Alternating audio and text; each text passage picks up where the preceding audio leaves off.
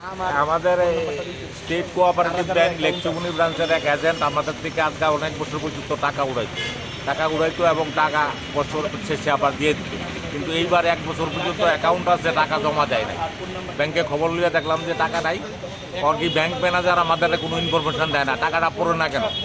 তো এখন আমার সন্দেহ হইতেছে ব্যাংক ওইটার মধ্যে জড়িত আছে, পীযূষ দত্ত এবং পীযূষ দত্তের স্ত্রী সুমা দত্ত। এখন আমরা থানাতে আইসি এটা একটা সুষ্ঠু বিচারের জন্য। আপনার কত টাকা ছিল? আমার 3.5 লাখ দুটো অ্যাকাউন্টে। কোনো রসিদ টসিদও দেয় না?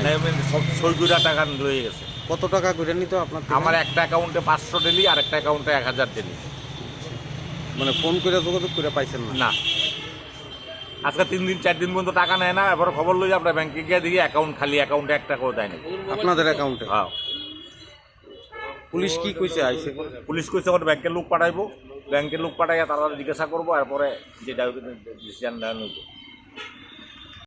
আপনাদের মানে আমরা মাইক্রো স্কিম আর কি, এটা ডেইলি কালেকশন করে আর কি। একজন এজেন্ট আছে স্টেট কোঅপারেটিভ ব্যাংকের, মানে তাদের নিযুক্ত এজেন্ট।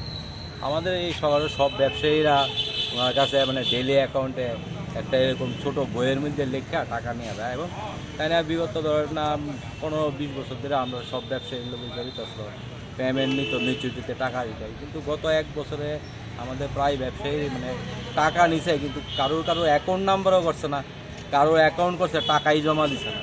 তার জন্য আমরা থানাতে আসি। কি নাম লোকটার? হ্যাঁ, লোকটার নাম হইল পীযূষ দত্ত।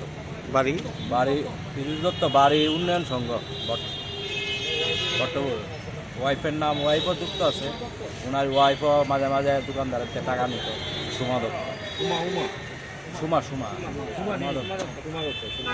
তো আজকে কি আপনার থানায় আইছে? থানায় আমরা স্যাররে জানাইতেছি কি এটার অ্যাকশন এফআইআর করার সিদ্ধান্ত আছে। কত বছর হয়েছে নেয় না যে টাকা? অনেক টাকা নেয়, টাকা মানে এই বছর টাকা আর দিচ্ছে না, কারোর টাকা জমা দিতে